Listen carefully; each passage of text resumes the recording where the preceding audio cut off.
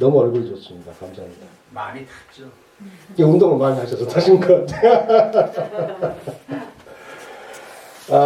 이제 이렇게 오랜만에 뵙고 이렇게 참 반가운 자리인데, 제가 오늘 순서를 쓰려고 했던 큰 이유 중에 하나는 뭐냐면, 우리가 이제 우리가 기독교인들이라고 이야기하잖아요. 근데 우리가 기독교인으로서 그리스도교에 속한 사람으로서 사실은 우리가 알아야 될 가장 기본적인 상식, 이런 것들을 혹여 우리가 생활 속에서 잊어버리고 있는 거 아닌가라는 생각이 들어서 잠시 제가 순서를 좀 하겠습니다라고 좀 목사님한테 말씀을 드렸어요. 그래서 오늘 이 자리는 어떤 제 개인적인 어떤 신앙에 대한 어떤 관점, 이런 것들은 다 빼버리고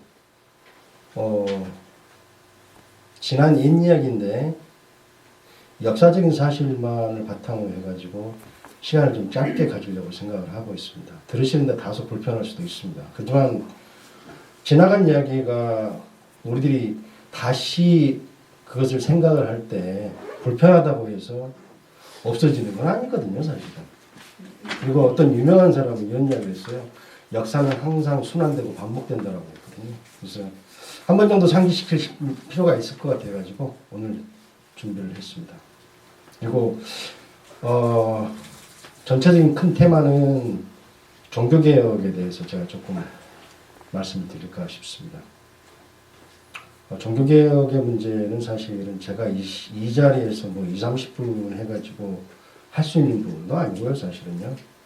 설사 제가 다시 공부를 한다고 해도, 그래서 시간이 너무 짧은 관계로 가장 중요한 대목, 그리고 많이 알려져 있는 대목만 제가 뽑아내가지고 다시 우리 교인분들에게 좀 설명을 좀 해드리고 싶습니다.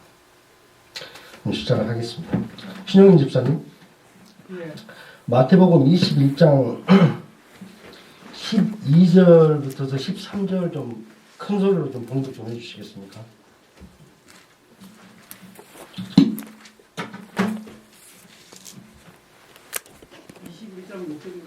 21장 12절로 13절까지. 예수께서 성전에 들어가사 성전 안에서 매매하는 모든 사람들을 내쫓으시며 돈 바꾸는 사람들의 상과 비둘기 파는 사람들의 의자를 둘러보시고 그들에게 이르시되 기록된 바 내 집은 기도하는 집이라 일컬음을 받으리라 하였거늘 너희는 강도의 소굴을 만드는도다 하시니라. 사실 이 하나님의 말씀 마태복음 21장 12절 13절 말씀은 제가 굳이 따로 설명을 안 드려도 많이 들어본 구절일 거라 저는 생각을 합니다. 근데 이제 제가 종교개혁이라는 어떤 큰 테마를 가지고 지금 이 말씀을 드리는 거는 전체적으로 일맥상통한 부분들이 있기 때문에 사실 실질적으로. 그래서 오늘 하루 내내가 아니라 제가 이렇게 말씀을 드리는 이 순간은 시작부터 끝까지 아마 이 성경 말씀을 기억을 하신다면 대체적으로 이해하시기에 상당히 좀 편하시지 않을까라는 생각이 들어서 제가 이 구절을 선택을 했습니다. 저 같은 경우는 대학을 가서 이제 서양사를 전공을 하면서 사실은 저는 동양사나 한국사보다는 서양사가 조금 더 친숙한 편입니다. 왜냐하면 그걸 전공을 했기 때문에. 그래서 특히 이제 서양사를 전공하신 그 학자나 또 학생들 입장에서 종교개혁의 문제는 어쩌면 가장 큰 유럽사에 있어서 가장 큰 테마라고 볼 수가 있습니다. 왜냐하면 그 중에 가장 큰 이유가 역사학자들은 보통 시대를 구분할 때 4개로 나와요. 고대, 중세, 근대, 현대. 이렇게 나누는데 종교개혁은 근대의 시발점입니다. 그 이야기는 무슨 이야기냐면 종교개혁이라는 걸 통해 가지고 중세를 끝내버린 거죠. 그래서 아주 중요한 겁니다. 그리고 서양사를 전공한 사람들 중에서 석박사학위 논문이 가장 많이 나오는 대목이 사실은 이 시기입니다. 소위 말해서 13세기, 14세기, 15세기, 16세기 유럽의 한 중간을 관통해버린 종교개혁은 대단히 큰 테마였어요. 그러니까 신앙을 갖고 있지 않은 사람들, 역사를 공부하는 사람들이 다 신앙을 갖고 있지는 않잖아요, 사실. 근데 그 사람들이 연구하고 공부하고 논문을 써서 학위를 받는 가장 큰 테마, 큰 줄거리는 십자군전쟁부터 시작을 해서 르네상스, 그리고 난 다음에 종교개혁까지. 많이 선택을 해요. 저 같은 경우 선택을 하지는 않았습니다만 그만큼 중요하다는 뜻이죠. 제가 오늘 드리려고 하는 말씀은 뭐냐면, 그럼 종교개혁이 왜 나온 걸까? 왜 된 걸까? 그게 누가 왜 뭐 때문에? 그 중에 그 수많은 이유 중에서 제가 그걸 다 말씀드릴 수는 없고, 여러분들이 가장 잘 알 수 있는 대목, 그리고 소위 말해서 종교개혁, 요즘 스모킹건이라는 단어를 많이 쓰는데 그 뜻은 뭐냐면, 무슨 큰 사건이 있는데 그 사건을 일으킨, 촉발시킨 가장 중요한 거, 면죄부 것만 제가 말씀드리도록 하겠습니다. 왜냐하면 그걸로 해도 시간이 좀 부족한데, 사실 유럽의 중세는 어떤 식의 정치 시스템이었냐면, 교황이 있죠. 십자군 전쟁 바로 이전까지는 교황의 권력은 어떻게 보면은 무소불위의 권력이었습니다. 교황이 원하면 어느 나라가 됐든, 어느 공국이 됐든, 왕국이 됐든 왕을 바꿔칠 수가 있었죠. 파면할 수가 있었다는 얘기죠. 그리고 자기가 원하는 사람을 왕을 만들 수가 있었어요. 유럽의 어느 한 나라를 지칭하는 게 아니라 전체 다 자기 마음대로 좌지우지를 할 수 있었다는 얘기죠. 그만큼 교황의 파워는 어마어마하게 컸습니다. 지금 생각해보면 말도 안 될 정도죠. 지금 아무리 지금 로마 교황이 뭐 이래저래 돌아다닌다고 해서 왕을 자기 마음대로 이렇게 한 나라의 대통령을, 선거로 해서 뽑힌 대통령을 바꿀 수는 없잖아요, 사실은. 근데 그 당시에는 그게 가능했습니다. 근데 그 힘이 딱 꺾인 게 먼저면 약 8차에 해당되는 십자군 전쟁. 십자군 전쟁이라는 게 왜 생겼냐면, 의도는 뭐냐면, 팔레스티나의 이스라엘의 예루살렘이 이방인들, 이슬람교 사람들, 무슬림들한테 지금 뺏긴 거를 회복시키자 라고 하는 거대한 명분이 있었지만, 실질적으로는 역사학자들은 실질적으로는 그것보다는 유럽의 많은 나라들, 공국들, 이런 사람들이 전쟁은 약탈을 동반합니다. 그래서 전쟁을 하는 거예요, 사실은. 사실은 그것이 더 큰 목적이었다라고 하는 게 정설입니다. 근데 그게 약 한 300년 이상을 지속을 했어요. 십자군 전쟁이. 그래서 많은 사람들이 죽었죠. 이 전쟁은 많은 물자를 수반으로 합니다. 필요로 합니다. 그 오랜 기간 동안 전쟁을 하게 되면은 어느 나라든, 어느 공국이든, 어느 제후국이든 국력은 피폐하게끔 돼 있죠. 근데 십자군 전쟁을 하자고 했던 거는 로마 캐롤릭이잖아요. 근데 그 결국은 성공하지는 못했습니다. 그러면 교황권은 서서히 추락하게끔 되겠죠. 그래서 십자군 전쟁을 통해서 교황권의 쇠퇴가 가져오기 시작합니다, 사실. 그러던 와중에 제가 면죄부 이야기를 하겠습니다. 독일 작센안할츠라는 주에 할버스타트라는 도시가 하나 있는데, 그 도시에 조그마한 교구에 주교가 누구였냐면 알브레이트라는 사람이 있었습니다. 근데 이 사람은 주교 신부인 상황 속에서도 신부 같지 않은 신부였던 것 같아요. 실질적으로 삶 자체가.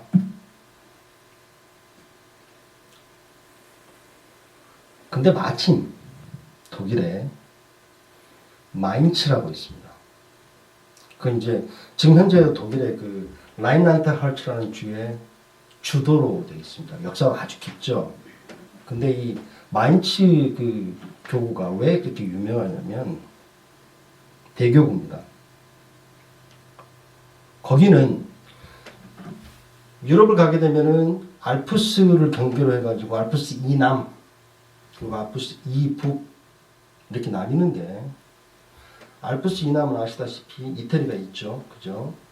알프스 이북으로는 독일이 있습니다. 다른 나라 좀 있죠, 있기는. 교황권이 쇠퇴를 하면서 알프스 이북은 마인츠 대교구의 대주교가 교황을 대신해서 그 위쪽 전체 지방을 지휘 통솔할 수 있는 관리권을 가지는 대단히 막강한 자리였습니다. 심지어는 신성로마 제국이라고 했습니다. 신성로마 제국 황제도 감히 마인츠의 대주교를 함부로 할 수가 없었습니다. 그만큼 대단한 자리였습니다. 이 알브레트 주교는 욕심이 났죠. 그래서 당시 교황 레오 14한테 어마어마한 헌금을 하면서 그 자리를 취득합니다. 근데 이 양반은 실제로 그만한 돈을 가지고 있을 수가 없죠. 그 당시에 이 돈을 어떻게 구했냐면,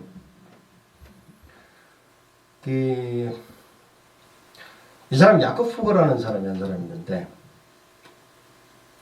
이 사람은 그 당시에 자기 조상들은 무슨 뭐 대장장이도 하고 무슨 뭐 이런 일들을 했었습니다. 목수일도 하고 뭐 이런 일들을 했었는데, 야코프 거대 상인으로 출발해 가지고 어마어마한 재산을 획득을 하고 축적을 합니다. 근데 되게 지금 현재 역사학자들이 그 부의 가치를 그냥 이렇게 동동이 놓고 계산을 할 때 미국의 록펠러 재단 그리고 영국의 로스차일드 가문 대단히 돈이 많습니다.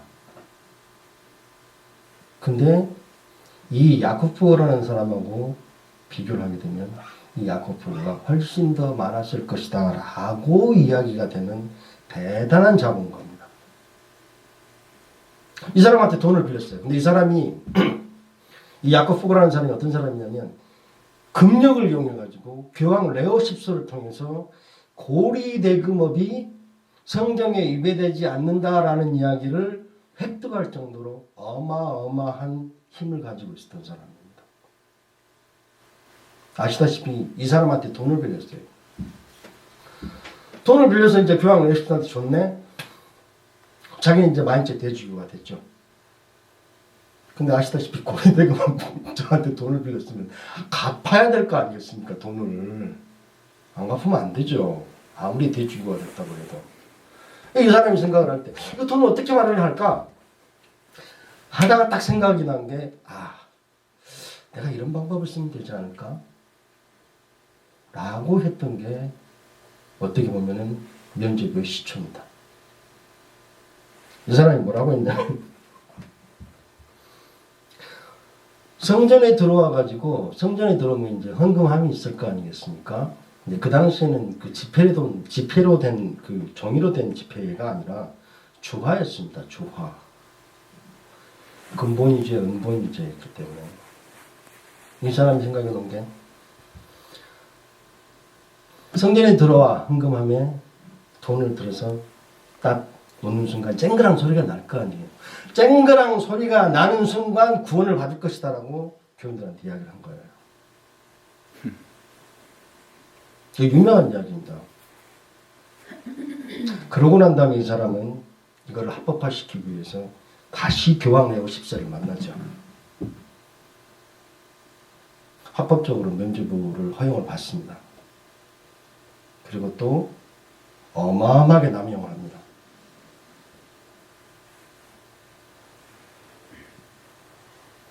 사실은 그 종교개혁이 왜 생겨났을까 하는 어떤 그 여러 가지 원인들 상당히 많이 있습니다. 시대적인 배경도 있고 뭐 여러 가지 것들이 많은데 그걸 다 설명하기는 제가 조금 부족하고 시간이, 그래서 면죄부만 잘 말씀을 드린 겁니다. 결국 알브레트 주교는 개인의 사욕을 채우기 위해서 하나님의 이름을 빙자해서 말도 안 되는 논리로 면죄부를 꺼내들어서 기독교 사회 전체를 혼란에 빠뜨리게 만드는 어떤 거죠. 이와 대조적으로 우리는 종교개혁을 이야기할 때 꼭 이야기하는 사람이 한 사람 있습니다. 마틴 루터. 아까 말한 그 자본가도 독일 사람이고 루터도 독일 사람입니다. 루터는 이 알브레트 대주교가 한 말에 빗대어서 한 이야기가 있는데 뭐라고 이야기했냐면 성전에 들어와서 헌금함에 돈이 떨어지는 소리가 결국은 들릴 때마다 욕심과 탐욕은 증가한다고 이야기합니다. 사실 기독교에서 가장 피해야 될 게 욕심과 탐욕이거든요. 실질적으로. 그 어느 누구도 그런 이야기를 한 적도 없고 말이 안 되지 않습니까? 그죠? 그래서 사실은 루터 전에도 사실은 종교개혁을 시도했던 사람들이 있었습니다. 위클리프나 후스 이런 사람들은 사실은 뭐 화형에 채워지기도 하고 불에 태워 죽이기도 하고 목이 잘리기도 하고 이런 과정들을 겪었어요. 사실은. 그런 과정들을 겪은 상황 속에서 루터가 나오고 스뱅글리가 나오고 칼뱅, 켈빈이 나오고 이런 사람들로 인해 가지고 소위 말해서 개신교가 태동을 한 겁니다. 개신교는 영어로 프로테스탄트라고 합니다. 프로테스탄트는 어원이 프로테스트입니다. 프로테스트는 항의하다, 제기하다, 시위하다. 그래서 프로테스탄트가 바로 그런 뜻이에요. 개신교라는 뜻이. 개신교가 탄생을 한 거죠. 근데 오늘날의 교회의 모습이 과연 그 사람들이 그 당시 16세기 초반에 그 종교개혁이 벌어질 때 자기 온몸을 던져서 개혁을 하고자 했던 사람들의 생각이 지금까지도 계속 유지되고 연결되고 있느냐 하는 부분에 있어서는 저는 상당히 회의적입니다.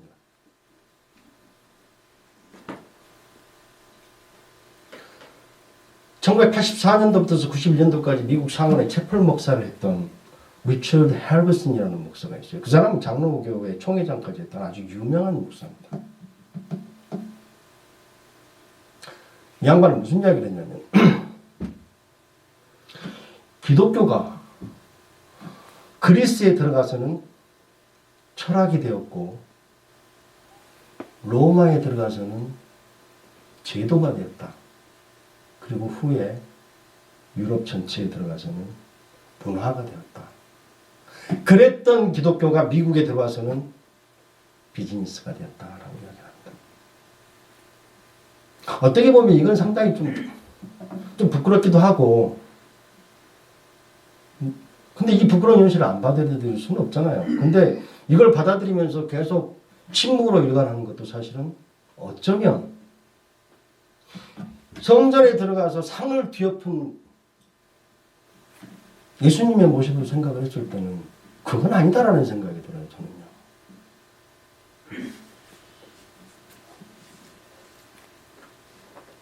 지금으로부터도 한 500년 전에 유럽에서는 교황권 자체가 지극히 불법하고 부정하고 했던 부분에 대해서 목숨마저 내걸고 종교개혁을 하려고 했던 여러 사람들.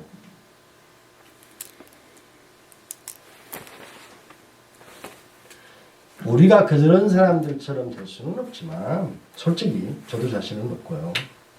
하지만 잘못된 부분에 대해서는 아니면 혹은 의문이 가는 부분에 있어서는 이건 왜 그렇습니까? 라고 물어볼 수는 있다는 이야기죠.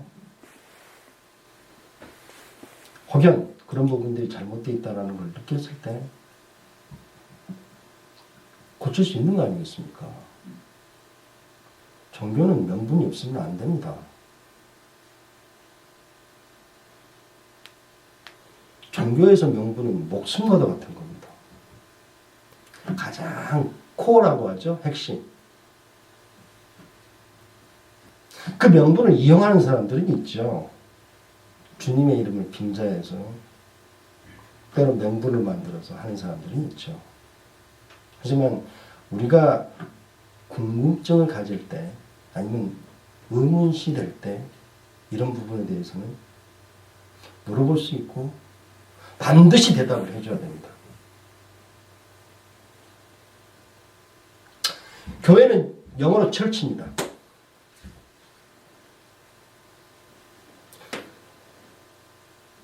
근데 그리스어로는 에클레시아라고 이야기했다고 그래요. 그리고 독일어는 키르헤라고 이야기했답니다. 그리고 프랑스어는 에글리제라고 이야기했대요. 모두 다 교회의 똑같은 표현입니다. 각국에서.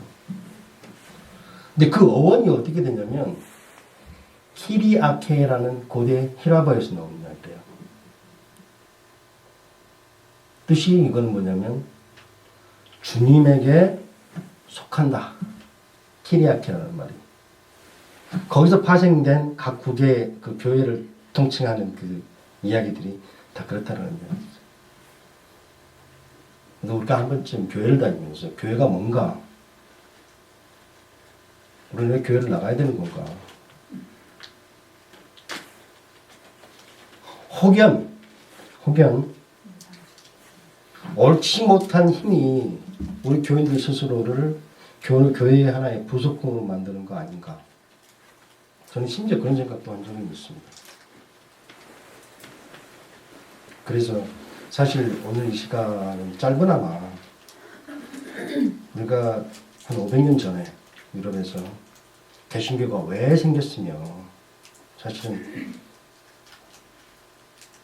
이러한 그 기본적인 어떤 우리 종교의 우리 그 믿음의 흐름 속에서 우리가 가져가야 될 가장 기본적인 요소가 무엇인가 한 분 정도는 꼭 생각을 해볼 필요가 있을 것 같아서 말씀을 많이 들으셨을 것 같아요. 종교개혁에서 종교개혁 그냥 대충 들으셨을 것 같긴 한데 제가 오늘 짧게나마 어느 한 부분만 가지고 말씀을 드렸으니 좀 부족한 부분 없잖아 있긴 있습니다. 오늘 말씀은 제가 아이러니하게도 지금 현재 교황 프란시스코 교황과 어떤 소녀가 이야기했던 걸 좀 소개를 하면서 이 시간을 잘 마치고 싶습니다. 어떤 행사장에서 어떤 소녀가 지금 현재 프란시스코 교황한테 이렇게 질문했는 거예요. 사랑이 넘치고 많으신 하나님인데 그리고 또 우리가 용서를 구할 때 용서를 다 해주시는 하나님인데 왜 지옥이 필요합니까? 라고 프란시스코 교황한테 물어보는 거예요. 프란시스코 교황이 적답을 한 거죠. 옛날에 타락한 전사가 하나 있었는데 그 타락한 전사가 하나님의 자리를 탐했다. 그럼에도 불구하고 하나님은 그 타락한 천사를 용서를 하시려고 했는데 하물며 그렇게 해주시려고 했는데 오히려 그 타락한 천사는 용서받기를 청하지 않았다. 그게 지옥이다 라고 이야기를 했답니다. 이 말에 대한 해석은 좀 다소 분분할 수는 있습니다. 하지만 액면 그대로 받아들인다면 우리가 한 번 정도는 꼭 생각을 해봐야 될 부분이 있습니다. 어떤 한 사건을 계기로 해서 잘못된 게 있으면 고치고 용서를 구하게 되면 하나님은 용서를 해주시거든요, 사실은. 근데 만약에 어떠한 이유가 됐든 그거를 거부를 하게 되면 곧 그것은 인간 스스로가 지옥에 들어간다는 이야기죠. 누가 집어넣는 게 아니라. 그래서 근래에 제가 이런저런 생각을 좀 하다가 사실은 뭐 특별히 준비한 건 아니고 제가 한국에서 책을 많이 가져오지를 못했습니다. 그래서 제가 그나마 가지고 있던 문화사 책을 한번 이번에 다시 한번 들춰보면서 가급적이면 조금 정확한 인포메이션을 찾기 위해서 시간을 조금 할애를 했습니다. 근데 그래서 좀 편하네요. 왜냐하면 제가 이거는 대학을 다닐 때 공부를 했던 부분이라서 우리 최인종 장로님이 수학 문제를 푸는 게 좀 편하듯이 저도 이렇게 말씀을 드리는 게 따로 막 깊숙이 공부를 하지 않아도 밑바닥에 깔려있는 거 조금 건드려가지고 제가 이렇게 이번에 종교개혁에 대해서 말씀을 드렸습니다. 두서없는 말씀 들어주셔서 대단히 감사합니다. 네. 감사합니다. 네.